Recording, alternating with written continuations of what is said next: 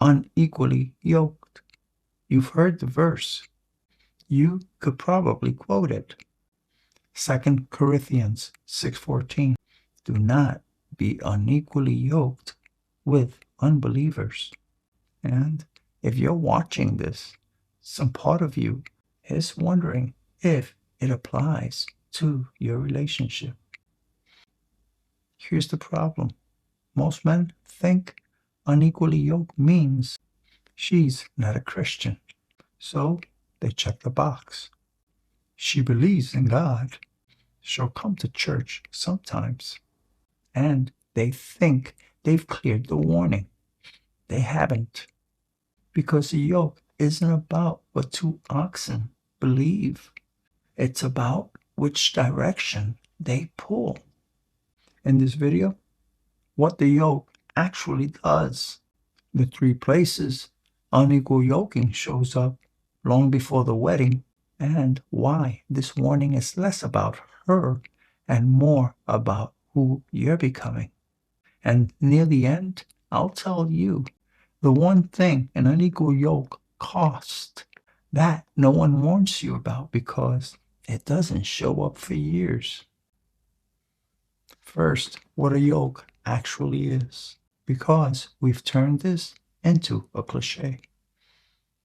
A yoke is a wooden beam across the neck of 2 animals, so they pull one load together. Paul's audience were farmers. They knew something we've forgotten.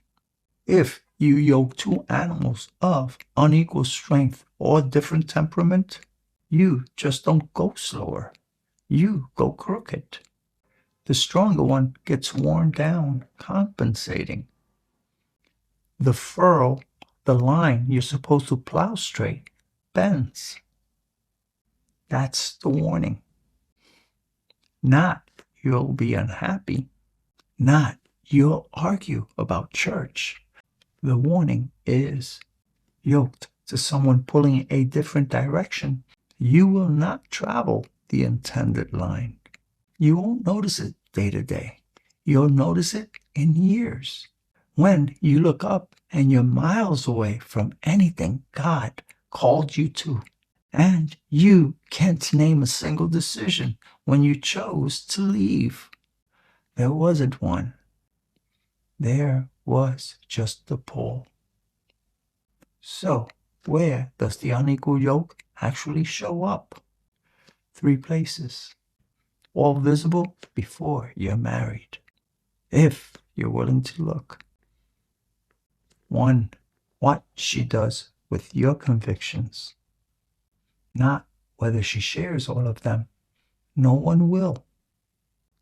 Watch what she does when your convictions cost her something, when your purity standards is inconvenient, when your giving affects the budget, when your calling asks for a Tuesday night.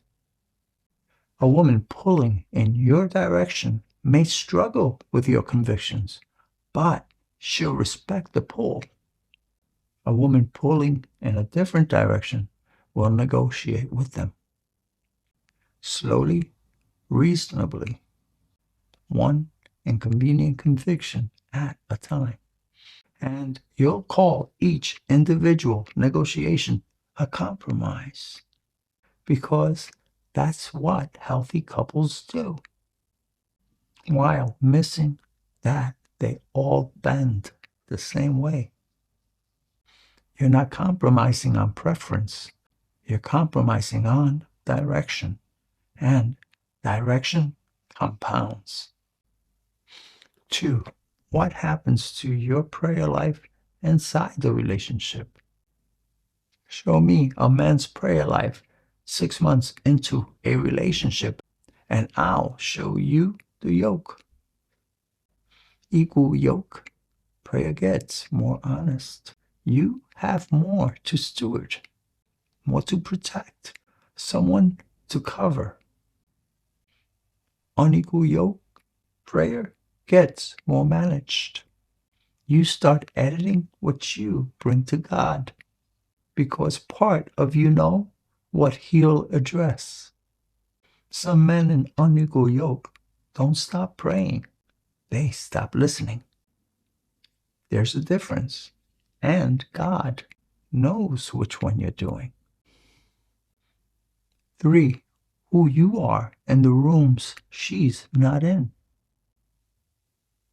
Here's the test almost nobody runs. Forget who you are with her. Who are you becoming everywhere else? Are the men who sharpen you seeing more of you or less? Is your ambition for kingdom growing? Or has it quietly become ambition for the lifestyle? Are you volunteering less? Dreaming smaller? Apologizing more for the parts of you that used to burn? The yoke steers the whole animal, not just the hours you're side by side. The cost no one wants you about. Now, the thing I said I'd save. The hidden cost of an unequal yoke isn't the arguments, the loneliness, or even the drift. It's this.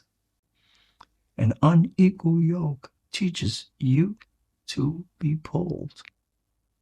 Years of adjusting your pace, softening your convictions, and renaming the drift as love, that trains something into a man. Passivity gets in your muscles. And when God finally opens a door that requires everything, the calling, the move, the risk, you'll find that the man that was supposed to walk through it got left somewhere back down the crooked furrow. The warning was never about her. It was about protecting the man God was building. So maybe you're in it right now, and you're asking the wrong question. You're asking, should I stay or should I leave? And I can't answer that. And this video shouldn't either. But God's already asking you a sharper one. Not, is she good enough? She may be wonderful. The question is about trajectory. Here's the sole question. If she never changes, not 1 degree, can you still become who God built? Answer honestly in the comments. And if you're ready to go deeper, I put the 5 questions every Christian man should ask in a free guide. It's in the description. Grab it. And if you want the 5 specific signs God uses to warn a man, that video is on your screen now. Thank you for watching. Please hit the like button. It tells YouTube this video has value and it will send it out to many other people. And it also helps me.